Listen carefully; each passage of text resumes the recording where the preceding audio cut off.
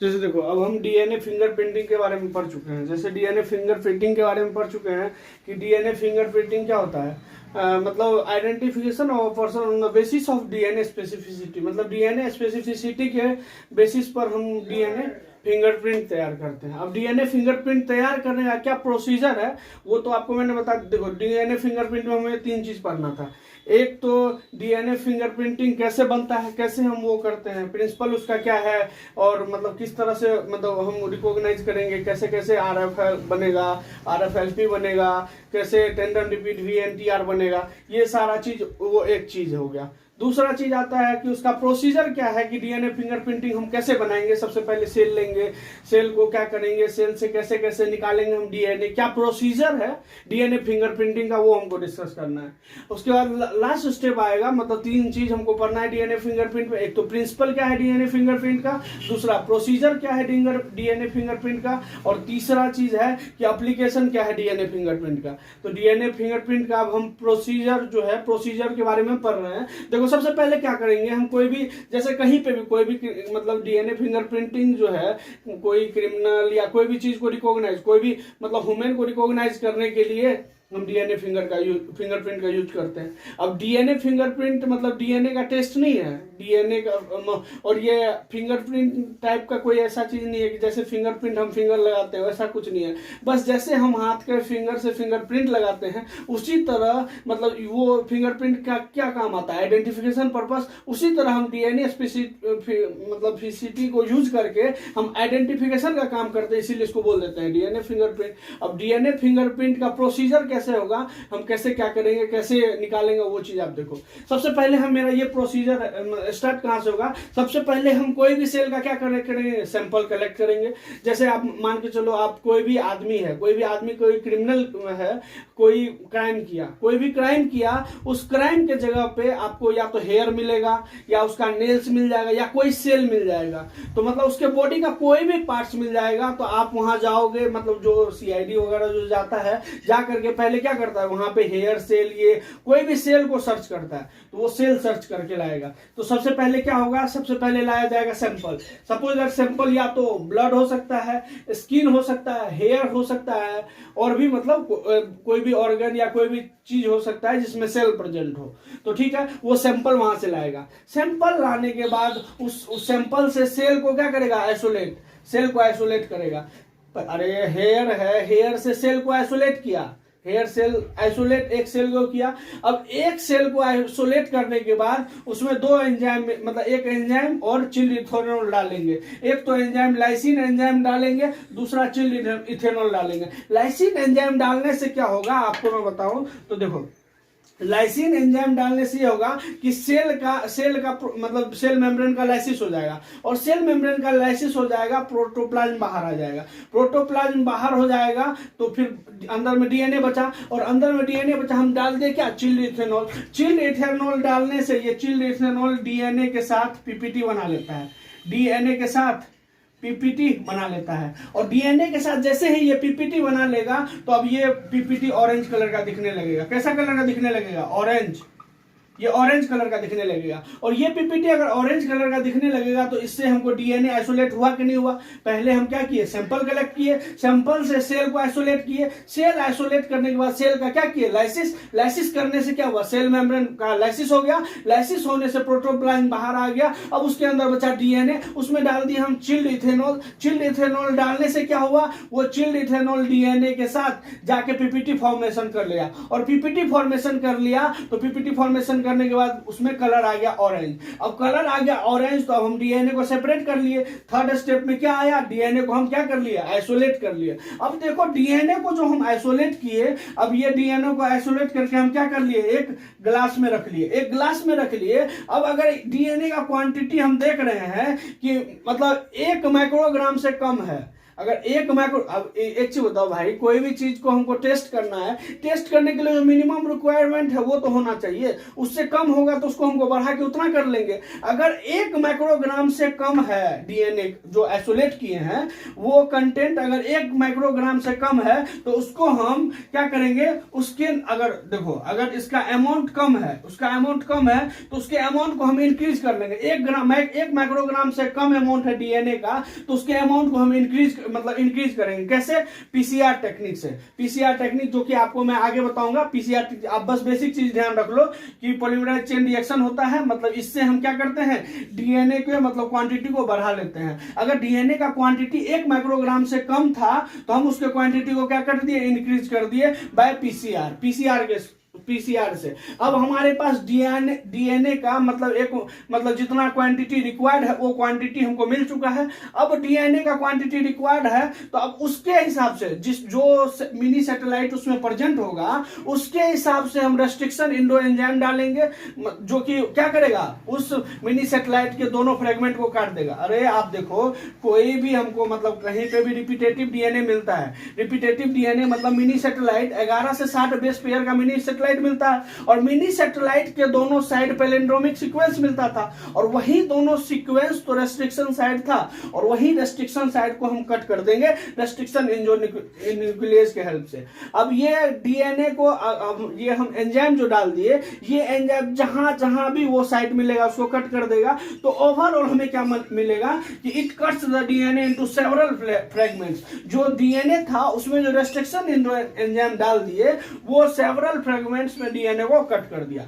अब ये जो डीएनए फ्रेगमेंट्स में कट हो गया, अब इसको हमको मतलब लेंथ वाइज सेपरेट करना है। अब एक चीज बताओ, डीएनए को हमने सेवरल फ्रेगमेंट में कर दिए, अब इसके बाद हमको क्या करना है, ये जो डीएनए का फ्रेगमेंट तो हम कर लिए, फ्रेगमेंट के करने के बाद अब इसको हमको लेंथ वाइज अरेंज करना है। अब लेंथ वाइज अरेंज करने के लिए हमको हेल्प लेना पड़ता है जेल इलेक्ट्रोफोरेसिस, एक प्रोसेस होता है, वो अभी मैं आपको उसका डिटेल बताऊंगा कि कैसे जेल इलेक्ट्रोफोरेसिस होता है। लेकिन जेल इलेक्ट्रोफोरेसिस में कौन सा जेल यूज होता है ये इंपॉर्टेंट है, ये होता है एगारोस जेल और या पॉली एक्राइल एमाइड, जिसको कि हम बोलते हैं पॉली एक्राइल जेल इलेक्ट्रोफोरेसिस, तो इसको पेज के नाम से हम जानते हैं। अब इसमें क्या करते हैं कि हम डीएनए को सेपरेट कर लेते हैं लेंथ वाइज। अब ये इसका थोड़ा सा प्रोसेस आप देख लो कि ये जो जेल इलेक्ट्रोफोरेसिस कैसे होगा। देखो हम क्या करते हैं, एक अगार लेते हैं, अगार को हम मतलब थोड़ा हॉट वाटर उसमें डाल देते हैं,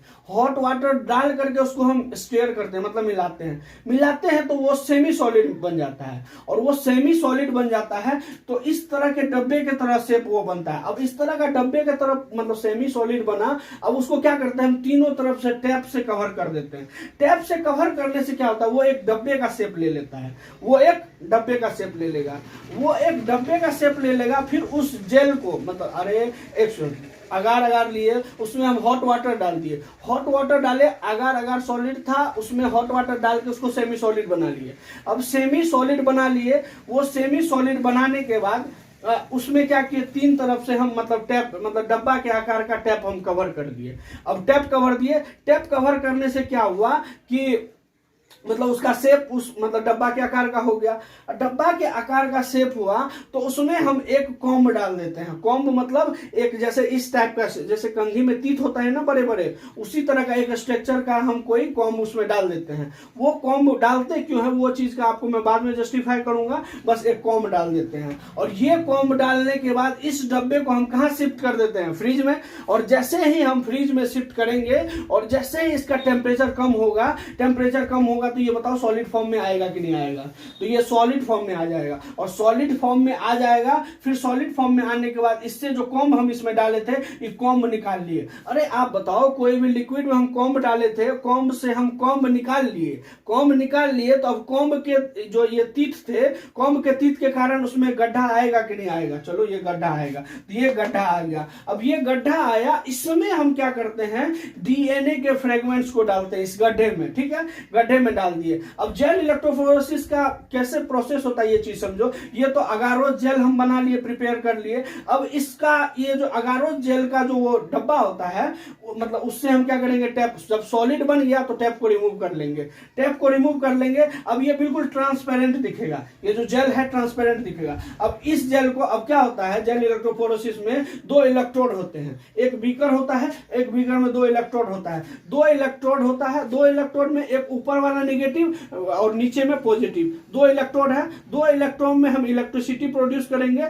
अब ये जेल को इस दोनों इलेक्ट्रोड के बीच में रखेंगे और ये बीकर रहेगा, और इस बीकर में हम ये बफर सॉल्यूशन फिल कर देंगे। ये बफर सॉल्यूशन इसलिए फिल करेंगे कि ये देखो, ये अगार अगार का जो ये जेल वाला पोर्शन है, ये जल्दी सूखने लगता है। अब सूखने लगता है, इसको सूखने से बचाने के लिए हम तब तक क्या कर देते हैं, इसको बफर सॉल्यूशन इसमें डाल देते हैं। तो ये बीकर है, बीकर में बफर सॉल्यूशन, और ये अगार अगार का कैसे बना ये भी मैंने आपको बता दिया। इस जो गड्ढे जो बने थे तीत के कारण, उसमें हम डीएनए डाल दिए। अब डीएनए डाले, लेकिन अब यहाँ पे एक तो निगेटिव और एक पॉजिटिव इलेक्ट्रोड है। अब निगेटिव पॉजिटिव इलेक्ट्रोड है, अब इलेक्ट्रिसिटी पास किए। आप एक चीज जानते होगे कि डीएनए में चार्ज कौन सा होता है, निगेटिव चार्ज होता है, और डीएनए में निगेटिव चार्ज होगा तो निगेटिव पॉजिटिव की तरफ आएगा। ये बात आप जानते हो, ठीक है, अब जानते हो। अब हमको क्या होगा कि जैसे ही हम, मतलब ये पॉजिटिव और निगेटिव, जो छोटा है उसका स्पीड ज्यादा होगा, क्योंकि जो छोटा है वो तेज भागेगा,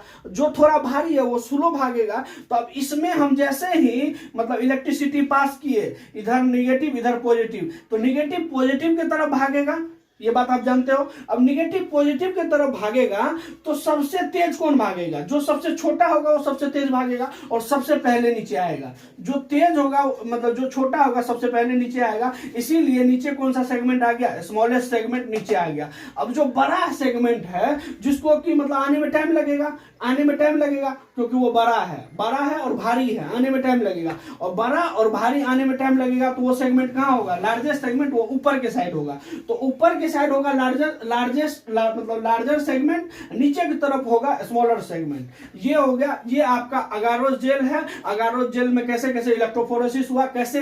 अब इसमें जो हुआ, अब जो ये सेगमेंट आप देखो कि कहीं पे लार्ज डीएनए, ऊपर की तरफ लार्ज डीएनए, नीचे की तरफ स्मॉलर, तो डीएनए लेंथ के हिसाब से सेपरेट हुआ कि नहीं हुआ। अब ये लेंथ के हिसाब से सेपरेट हुआ। अब हम इसको सेपरेट कर चुके हैं, ठीक है। अब ये सेपरेट करने के बाद अब एक चीज बताओ, अब हमको है डीएनए डबल स्ट्रैंडेड के फॉर्म में।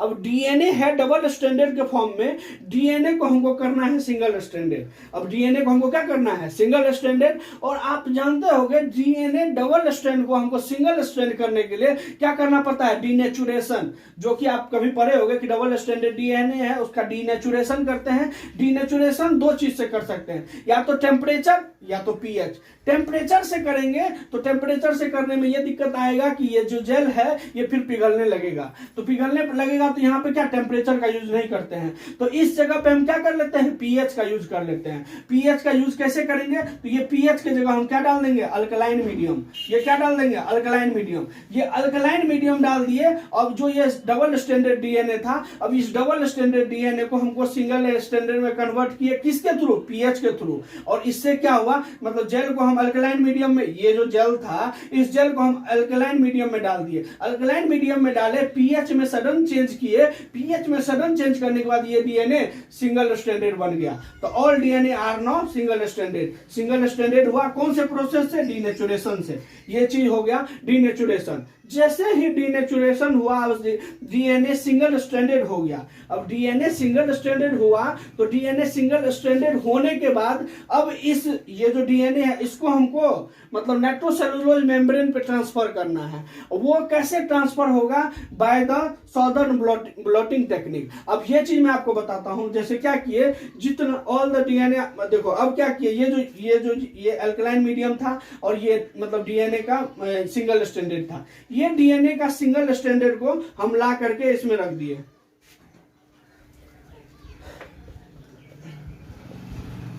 ये बफर सॉल्यूशन होगा, बफर सॉल्यूशन। अब देखो ये जो मतलब ये जो डीएनए था जो कि सिंगल स्ट्रैंडेड हो चुका, इसको लाके इस सॉल्यूशन में हम रख दिए, सॉल्यूशन में रखे, उसके ऊपर हम एक क्या रखे, नाइट्रोसेलुलोज मेम्ब्रेन का पेपर, जिसको हम नायलॉन शीट बोलते हैं। नाइट्रोसेलुलोज मेम्ब्रेन, ये रेड कलर वाला जो दिख रहा है आपको, ये नाइट्रोसेलुलोज मेम्ब्रेन का पेपर है। नाइट्रोसेलुलोज मेम्ब्रेन का पेपर है, और इस पेपर के ऊपर मतलब मेम्ब्रेन के ऊपर हम रखे ब्लोटिंग पेपर। ब्लोटिंग पेपर क्यों रखे वो आपको हम बताएंगे, कैसे बताएंगे। अब क्योंकि हमको क्या करना है, ये जो डीएनए है, इस डीएनए को हमको मेम्ब्रेन पे ट्रांसफर करना है। अब मेम्ब्रेन पे ट्रांसफर करना है, हम ब्लोटिंग पेपर इसलिए रखे क्योंकि ब्लोटिंग पेपर के पास कैपेसिटी होता है मतलब सॉल्यूशन को एब्जॉर्ब करने का। तो यहाँ जो सॉल्यूशन है, ये जो मतलब इसमें बफर सॉल्यूशन है, बफर सॉल्यूशन को ये एब्जॉर्ब करेगा, बफर सॉल्यूशन को ये एब्जॉर्ब करेगा। बफर सॉल्यूशन को जब ये एब्जॉर्ब करेगा, एब्जॉर्ब करने से ये इसमें जो डीएनए है, मतलब जेल में जो डीएनए है, उस पर भी फोर्स लगेगा, फोर्स लगने के कारण डीएनए बाहर आएगा, डीएनए बाहर आएगा। लेकिन डीएनए के मतलब ये जेल के ऊपर क्या है, जेल के ऊपर है नाइट्रोसेलुलोज मेम्ब्रेन। नाइट्रोसेलुलोज मेम्ब्रेन जो है वो सेल मेम्ब्रेन है, और सेल मेम्ब्रेन आप जानते हो कि सेलेक्टिवली परमिएबल होता है, या तो सेमी परमिएबल कह दो। तो इसमें क्या होता है, इससे डीएनए पास नहीं हो पाता है। अब डीएनए पास नहीं, लेकिन इससे जो बफर सॉल्यूशन है वो तो ब्लोटिंग पेपर में पास हो जाएगा, और उसी ब्लोटिंग पेपर मतलब ब्लोटिंग पेपर ही एब्जॉर्ब कर रहा था, वही एब्जॉर्ब करने के कारण ये बफर सॉल्यूशन से मतलब ये सॉल्यूशन उसके मतलब ब्लोटिंग पेपर की तरफ एब्जॉर्ब हो रहा था। वही एब्जॉर्ब होने के कारण जो जेल में डीएनए था उस पर फोर्स लगा, वो उससे बाहर निकला, लेकिन वो मेम्ब्रेन को क्रॉस नहीं कर पाया, मेम्ब्रेन को क्रॉस नहीं कर पाया, और मेम्ब्रेन को क्रॉस नहीं किया, और वो कहां पे, मेम्ब्रेन में चिपक गया। क्यों मेम्ब्रेन को क्रॉस नहीं कर पाया, क्योंकि मेम्ब्रेन सेलेक्टिवली परमिएबल होता है और डीएनए उससे पास नहीं हो सकता है। तो ये जो ट्रांसफर किए हम नाइट्रोसेलुलोज मेम्ब्रेन पे डीएनए को, इस प्रोसेस को बोलते हैं साउदर्न ब्लोटिंग टेक्निक। अब आपको मैं एक चीज और बता दूं कि देखो, साउदर्न ब्लोटिंग होता है, नॉर्दर्न ब्लोटिंग टेक्निक होता है, वेस्टर्न ब्लोटिंग टेक्निक होता है, ईस्टर्न ब्लोटिंग टेक्निक नहीं होता है। अब देखो, साउदर्न ब्लोटिंग टेक्निक ये होता है, अगर हमको डीएनए को सेपरेट करना है तो हम यूज करेंगे साउदर्न ब्लोटिंग टेक्निक, अगर हमको आरएनए को सेपरेट करना है उसके लिए हम यूज करेंगे नॉर्दर्न ब्लोटिंग टेक्निक, अगर हमको प्रोटीन को सेपरेट करना है उसके लिए वेस्टर्न ब्लोटिंग टेक्निक। लेकिन ईस्टर्न ब्लोटिंग टेक्निक नाम का कोई चीज नहीं होता, ये चीज आप ध्यान रखना, ठीक है। अब हम क्या किए, इस नाइट्रोसेलुलोज मेम्ब्रेन पे हम सारे डीएनए को ट्रांसफर कर दिए, सारे डीएनए सारे सिंगल स्ट्रैंडेड डीएनए को हम ट्रांसफर कर लिए। देखो, ये नाइट्रोसेलुलोज मेम्ब्रेन पे ट्रांसफर कर लिए। अब नाइट्रोसेलुलोज मेम्ब्रेन पे जो ट्रांसफर किए तो डीएनए था, लेकिन आप जानते हो कि हमको डीएनए फिंगरप्रिंट का जो मेन बेसिस था आरएफ और मिनी सैटेलाइट था, आरएफ मिनी सैटेलाइट। तो अब क्या हुआ, इस डीएनए, ये जो डीएनए है इसका आरएफ और मिनी सैटेलाइट, आरएफ को हम रिकॉग्नाइज कैसे नहीं करेंगे, हम जब एंडोन्यूक्लियाइज डाले हैं देख करके, तो ये मिनी सैटेलाइट को रिकॉग्नाइज करेगा और मिनी सैटेलाइट को रिकॉग्नाइज करेगा। तो ये जो इस पे जो मिनी सैटेलाइट है और रेस्ट्रिक्शन फ्रेगमेंट है, उसका मतलब जस्ट कॉम्प्लीमेंट्री। अब जैसे हम क्या किए, ये नाइट्रोसेलुलोज मेम्ब्रेन है, अब एक यहाँ सॉल्यूशन बनाए, ये सॉल्यूशन किसका बनाए हैं, ये है single stranded radio active DNA probe, जिसको कि डीएनए प्रोब बोले, single stranded radio active substance का बनाए। ये सब्सटेंस क्या है आपको मैं बता देता हूं। जैसे ये नाइट्रोसेलुलोज मेम्ब्रेन पे जो ये मिनी सैटेलाइट है, ये मिनी सैटेलाइट का कॉम्प्लीमेंट्री इस सॉल्यूशन में है, मिनी सैटेलाइट का कॉम्प्लीमेंट्री इस सॉल्यूशन में है, जो कि सिंगल स्ट्रैंडेड है और रेडियो एक्टिव है। तो ये भी सिंगल स्ट्रैंडेड और ये सिंगल स्ट्रैंडेड रेडियो एक्टिव है।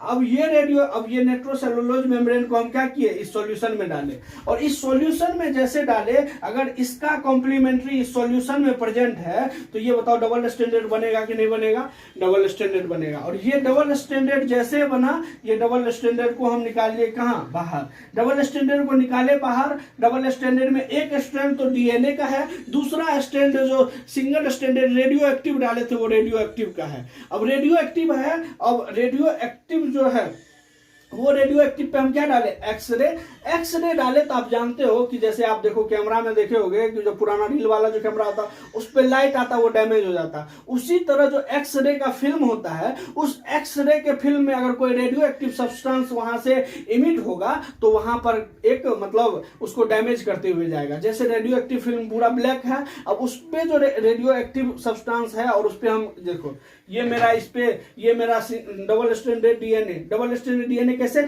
सिंगल स्ट्रैंडेड में रेडियो एक्टिव बनते गया, ये सिंगल स्ट्रैंडेड फिर इसका radio active complementary, single stranded इसका complementary radio active, single stranded फिर complementary radio active, single stranded complementary radio active. इस तरह करते करते ये मतलब एक मतलब पूरा एक मतलब नाइलोसिड का जो मेम्ब्रेन है इस पे डबल स्ट्रैंडेड डीएनए बना हुआ है, डबल स्ट्रैंडेड डीएनए। उस डबल स्ट्रैंड में हर एक डबल स्ट्रैंड में एक स्ट्रैंड तो मतलब सिंगल स्ट्रैंड का रेडियो एक्टिव वाला सब्सटेंस है। अब रेडियो एक्टिव वाला सब्सटेंस है और ये रहा एक्सरे फिल्म। ये एक्सरे फिल्म को हम ऐसे ज्वाइन करेंगे, एक्सरे फिल्म को ज्वाइन करेंगे, इसमें जो डीएनए है रेडियो एक्टिव डीएनए, इस रेडियो एक्टिव डीएनए के कारण इस ये फिल्म डैमेज होते जाएगा और डैमेज होते जाएगा और एक्सरे फिल्म पे इसका शेप मतलब जहां जितना भी डबल स्ट्रैंडेड मतलब मिनी सैटेलाइट था उसके कंप्लीमेंट्री था रेडियो एक्टिव, उसके कंप्लीमेंट्री था, जहां जहां मिनी सैटेलाइट वहां रेडियो एक्टिव आ गया। वहीं रेडियो एक्टिव इमिट होने के कारण एक्सरे को डैमेज करते जाएगा और शेप बनते जाएगा। और ये शेप जो आरएफ का बना, यही शेप को हम क्या, यही शेप जो बना ना, इसी को हम बोल देते हैं डीएनए फिंगरप्रिंट और इस प्रोसेस को हम ऑटो रेडियोग्राफी बोलते हैं। तो ये आपका पूरा प्रोसीजर है डीएनए फिंगरप्रिंट का, ये पूरा प्रोसीजर है डीएनए फिंगरप्रिंट का।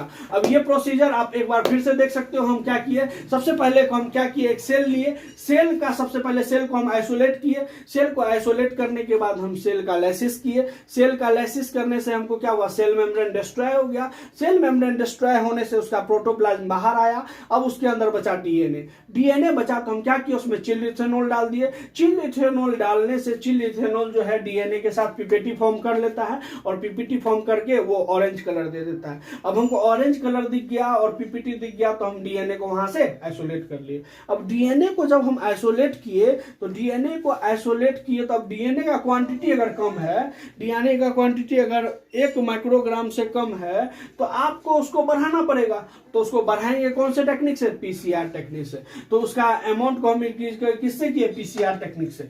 फिर जब हम पीसीआर से हम डीएनए के क्वांटिटी को इंक्रीज कर चुके हैं, डीएनए मेरे पास प्रॉपर आ चुका है, अब उसमें जो हमको मिनी सैटेलाइट जो आरएफ और मिनी सैटेलाइट हम देख के रखते हैं कि हमको इस तरह का खोजना है, तो वो आरएफ का रेस्ट्रिक्शन एंडोन्यूक्लियोटाइड हम एंजाइम डाल देते हैं। वो डालते हैं, वो क्या करता है, डीएनए को सेवरल फ्रेगमेंट्स में कट कर देता है। अब सेवरल फ्रेगमेंट में कट कर दिया, अब लेकिन कट करने के बाद डीएनए तो मिला हुआ है। अब डीएनए मिला हुआ है तो अब डीएनए को हमको क्या करना है, लेंथ वाइज सेपरेट करना है। उसको जब हमको लेंथ वाइज सेपरेट करना है, उसको लेंथ वाइज सेपरेट करने के लिए हमको जेल इलेक्ट्रोफोरेसिस का हेल्प लेना पड़ेगा। और जेल इलेक्ट्रोफोरेसिस में कौन सा जेल यूज होता है, ये इंपॉर्टेंट है, अगारोस जेल और पॉलीएक्राइल एमाइड जेल, मतलब पॉलीएक्राइल एमाइड। तो ये इसको हम बोल देते हैं पॉलीएक्राइल एमाइड ये जेल इलेक्ट्रोफोरेसिस, ठीक है, ये चीज पेज के नाम से जाना जाता है। अब इसमें क्या करते हैं कि पहले एक जेल मतलब अगार लिए, उसमें वाटर मिला दिए, हॉट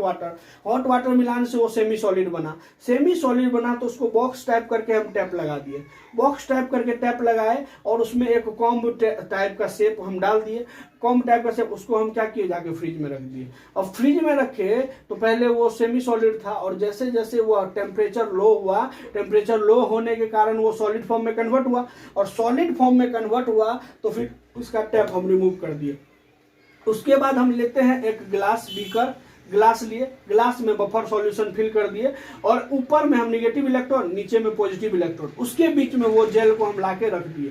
जेल को ला करके रखे और इलेक्ट्रिसिटी पास किए तो आप जानते हो और हाँ, कॉम जो हटाए थे, कॉम हटाने के कारण उस जेल में गड्ढा हो गया था। उस गड्ढा में क्या किए, सब में हम डीएनए डाल दिए। अब डीएनए डाले, जैसे ही इलेक्ट्रिसिटी दिए तो इलेक्ट्रिसिटी जिधर पॉजिटिव चार्ज है, डीएनए नेगेटिव चार्ज है, तो सब डीएनए का मूवमेंट पॉजिटिव चार्ज तरफ होना शुरू हुआ। पॉजिटिव चार्ज की तरफ डीएनए का मूवमेंट जब शुरू हुआ तो उसमें क्या हुआ, जो छोटा है वो पहले आ गया, मतलब जो छोटा है वो बहुत क्लोज आ गया नीचे वाले का, और जो थोड़ा बड़ा है वो स्लो हो गया। तो डीएनए वहां लेंथ वाइज सेपरेट हो गया। वो डीएनए लेंथ वाइज सेपरेट हुआ तो उसको सेपरेट करने के बाद डीएनए को हम, अब डीएनए डबल स्टैंडर्ड है, उस डीएनए डबल स्टैंडर्ड को लेंथ वाइज भी सेपरेट हो गया। लेंथ वाइज सेपरेट होने के बाद उस डीएनए को हमको सिंगल स्टैंडर्ड में कन्वर्ट करना था। तो सिंगल स्टैंडर्ड में कन्वर्ट कन्वर्ट करने का जो प्रोसीजर होता है उसको बोलते हैं हम डीनेचुरेशन। और डीनेचुरेशन दो प्रोसेस से हो सकता है, दो चीज से हो सकता है, तो टेम्परेचर और पीएच। लेकिन हम टेम्परेचर का अगर यूज इसमें करेंगे तो टेम्परेचर का यूज करने से ये जल तो पिघल जाएगा, जैसे ही टेम्परेचर बढ़ाएंगे जल पिघल जाएगा। तो हम टेम्परेचर का यूज नहीं करके इसमें पीएच का यूज करते हैं। अब पीएच कैसे यूज करेंगे, तो अल्कलाइन मीडियम ले लेते हैं, और alkaline medium sudden pH change होने के कारण ये डीएनए डबल स्टैंडर्ड से सिंगल स्टैंडर्ड में कन्वर्ट हो जाता है। और जैसे ही डबल स्टैंडर्ड सिंगल स्टैंडर्ड में कन्वर्ट होगा, फिर इस सिंगल स्टैंडर्ड डीएनए को हम ट्रांसफर करेंगे नायलॉन शीट पे। अब नायलॉन शीट पे जो ट्रांसफर करेंगे वो जो प्रोसेस होता है उसको बोलते हैं सॉदर ब्लॉटिंग टेक्निक। अब ये कैसे होगा कि ये सिंगल स्टैंडर्ड को हम कहाँ लाए, बफर सॉल्यूशन में सबसे पहले लाके रख दिए। बफर सॉल्यूशन में लाके रखे, उसके बाद उस पर क्या रखे, नाइट्रोसेलुलोज मेम्ब्रेन। नाइट्रोसेलुलोज मेम्ब्रेन के ऊपर कुछ रख दिया ब्लॉटिंग पेपर। ब्लॉटिंग पेपर कुछ नहीं, एक रफ पेपर होता है जिसको कि एब्जॉर्ब करने का कैपेसिटी होता है। अब हम ब्लॉटिंग पेपर रखे, ब्लॉटिंग पेपर रखने से क्या हुआ कि ये सॉल्यूशन को अपने तरफ एब्जॉर्ब किया। सॉल्यूशन को जब ये अपने तरफ एब्जॉर्ब किया तो अपने तरफ एब्जॉर्ब करने के साथ साथ ये डीएनए पे भी फोर्स लगाया।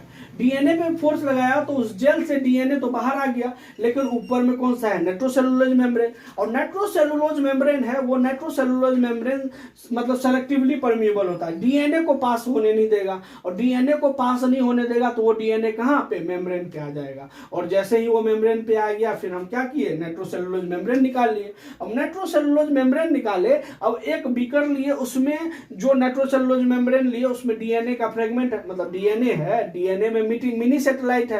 और क्योंकि हम रेस्ट्रिक्शन एंडोन्यूक्लियस डाले ही उस टाइप का है तो इसमें मिनी सैटेलाइट बनेगा, उस टाइप का शेप बनेगा, आरएफ का शेप बनेगा। और आरएफ का जो शेप बनेगा उसी का कंप्लीमेंट्री रेडियो एक्टिव सब्सटेंसेस जो है दूसरे बीकर में रखा हुआ है।